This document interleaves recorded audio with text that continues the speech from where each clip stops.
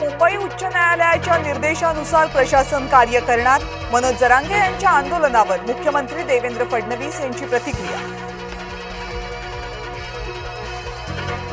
मनोज जरांगे पाटील उपोषणाच्या मुद्द्यावर ठाम. मागण्यांची अंमलबजावणी होईपर्यंत मागे हटणार नाही.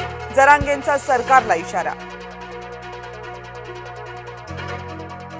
न्यायासाठी मराठी माणूस मुंबईमध्ये नाही तर सुरत आणि गुवाहाटीला जाणार का?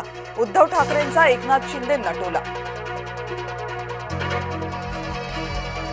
मराठा समाजासाठी शेवटपर्यंत लढणार. आरक्षणाचा गुलाल पडल्याशिवाय हटणार नाही. मनोज जरांगे पाटील यांची घोषणा. आंदोलनाला गालबोट लागू देऊ नका. मुंबईकरांना त्रास होऊ देऊ नका. जरांगेंचं आंदोलकांना आवाहन. मनोज जरांगेंची मागणी ओबीसींचं आरक्षण संपवणारी. लक्ष्मण हाकेंचा जरांगेंवर निशाणा. ओबीसी मधूनच आरक्षण देण्याची मागणी बेकायदा असल्याचंही विधान. आरक्षणाला धक्का लागला तर ओबीसी रस्त्यावर उतरेल. बबनराव तायवाडे यांचा इशारा.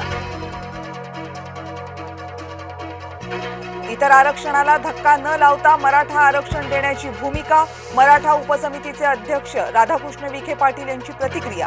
तर सरकारचं शिष्टमंडळ जरांगेंची भेट घेण्याची शक्यता. अन्य समाजाचं आरक्षण काढून मराठ्यांना देणं हे अयोग्य. सरकार सर्व समाजांच्या मागे. महसूल मंत्री चंद्रशेखर बावनकुळेंचं वक्तव्य. जरांगेंच्या खांद्यावर बंदूक ठेवून राजकारण केलं जाते. संजय राऊतांचा महायुतीला टोला. शिंदे समितीनं वेळोवेळी चांगले निर्णय घेतले. शिल्लक बाबी पूर्ण केल्या जातील. दीपक केसरकर यांची माहिती.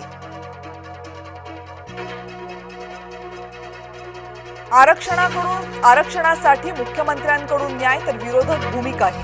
केशव उपाध्ये यांची महाविकास आघाडीवर टीका.